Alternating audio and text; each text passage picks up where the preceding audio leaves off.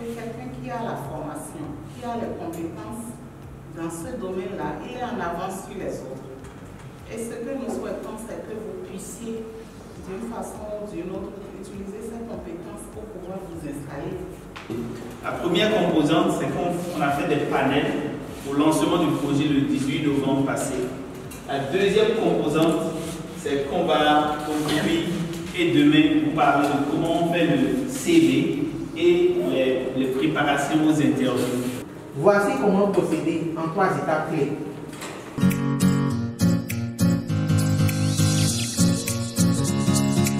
C'est pas parce que tu es à la recherche de l'emploi que tout ce qui saute là, tu défonces.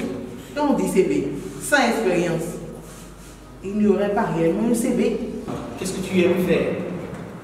Parce que mieux on fait le sacrifice de 2 ans aujourd'hui pour vivre une vie meilleure. Si actuellement tu es en cours de formation et que tu as mentionné dans le CV que tu es toujours autour de genre en cours de formation, ça veut dire que tu es à la 4e année. Le recruteur peut réserver en fait ton dossier peut-être pour une candidature prochaine. En an que tu atteins peut-être les 5 ans, il peut te recontacter après. On demande 5 ans d'expérience. Et que l'expérience que toi, tu n'en atteins pas 5 ans, ne dépose pas. J'ai eu le privilège de suivre une formation du 18 au 19, une formation sur la rédaction d'un CV compétitif et sur les modalités pour réussir son entretien d'embauche. Nous avons eu à assister à 2 formations sur la rédaction du CV et l'interview, l'entretien d'embauche. Ce programme d'accompagnement des jeunes à l'insertion professionnelle, pendant ces 2 jours de formation, j'ai été co-formatrice sur les techniques de rédaction d'un CV et les techniques d'entretien. Alors, que pourrais-je dire? Nous avons vraiment beaucoup à dire et les impressions sont très bonnes pendant ces 2 jours. C'était un grand moment de partage. Et nous n'avions même pas fini parce que les questions venaient dans tous les sens, c'était vraiment trop. On sent que le projet Soubabori en partenariat avec le SAID de l'Université de Barako est venu donner une solution.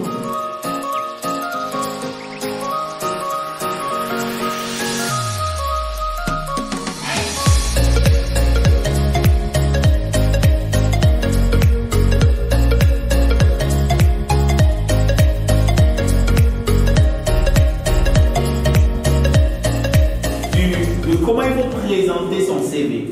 On a parlé des interlignes qu'il faut respecter, on a parlé de comment il faut faire l'entête, on a parlé de comment il faut éviter le triangle pour pouvoir avoir de l'expérience à mettre dans le CV. Yes. Motivation? Yes. Motivation, motivation? Yes. Yes. Dis motivation? No. Yes. Magnifique. Ceux qui sont déjà là aujourd'hui, j'ai appris beaucoup de choses que je commettais. J'ai dit à la mémoire que j'ai arrêté à 3 entretiens parce que je n'ai pas respecté certains trucs que j'ai remarqué. Je donne au niveau du format de mon CV. Vraiment, merci beaucoup et merci pour la liberté que vous avez.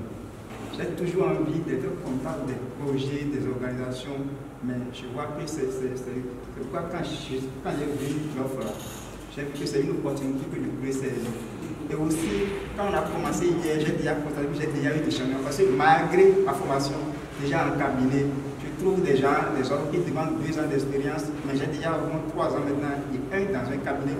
Quand je fais mon CV là, on n'arrive pas à me sélectionner. Mais déjà, avec ce qu'on a commencé hier, j'ai vu que déjà, c'est déjà là que j'ai déjà un problème. C'est un lieu où vous pouvez améliorer la manière dont vous faites vos CV, comment vous vous préparez pour aller en entretien.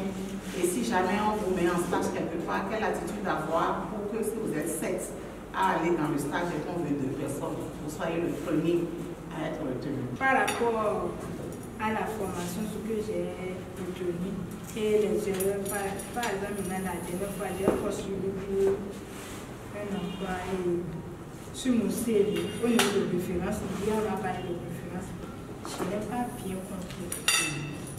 Et j'ai mis mes cartes ici, ce qu'il faut mettre au niveau de référence. Il faut mettre, par exemple, si tu as fait un stage dans une entreprise et que tu sais qu'il y a de liens ou bien tu t'es bien comporté avec le directeur ou bien la responsable, tu peux mettre son nom et son contact pour qu'on puisse le contacter et avoir des renseignements sur toi. Au cours de cette formation, nous avons eu des experts qui nous ont formés sur des thématiques bien déterminées, les erreurs à ne pas commettre lorsque vous êtes devant un partenaire ou lorsque vous êtes en train de rédiger votre CV. Et j'avoue que cette séance m'a permis quand même de renforcer mes capacités que j'avais et aussi de voir le monde professionnel plus compétitif. J'ai vraiment aimé ce programme parce qu'il m'a permis d'acquérir énormément de connaissances pour pouvoir améliorer la qualité de mon CV et me préparer dans l'avenir pour les entretiens d'embauche. Nous avons eu à assister à 2 formations sur la rédaction du CV et l'entretien d'embauche. Et nous avons vraiment beaucoup appris de ces formations. Et cela va nous permettre de nous rendre plus compétitifs sur le marché de l'emploi. Comment saluer son recruteur s'il ne vous tend pas la main? Bonsoir messieurs. Ils ne m'ont même pas répondu. Ah, ils ne vous ont pas répondu, c'est bon. En tant qu'agent de terrain, la patience, tu vas connaître la patience. S'il y a quelque part où il y a un canari de patience où on va puiser de l'eau dedans, tu vas puiser, tu vas voir. Attention, premier obstacle. Attention, deuxième obstacle. À gauche, à gauche. À droite. On saute. Premier obstacle. Deuxième obstacle. À gauche. À droite. À gauche. On saute. Deuxième obstacle. Il y a des gens qui vont aller gauche. Les jeunes ont les diplômes, pensent postuler aux offres d'emploi, mais ils ont compris après ces 2 jours qu'ils ne postulaient pas de la bonne manière. Et avec les partages d'expérience, avec les contenus de formation, avec les exercices, les travaux de groupe qui ont été donnés, tous ont compris le problème qu'il y avait au niveau de leur employabilité. Je tiens vraiment à remercier le programme USAID, le cabinet Impatient et l'Université de Parcours, et je souhaiterais que ces genres d'initiatives continuent pour faciliter l'insertion des jeunes dans le monde professionnel. Je tiens à remercier le cabinet, les patients et le programme USAID. Et nous espérons que ces formations ne s'arrêteront pas là. Nous espérons également que ces formations puissent perdurer dans le temps et que nous puissions toujours être au courant des différentes formations qui seront programmées dans le futur. Nous vous remercions. Après 2, est-ce qu'on a pour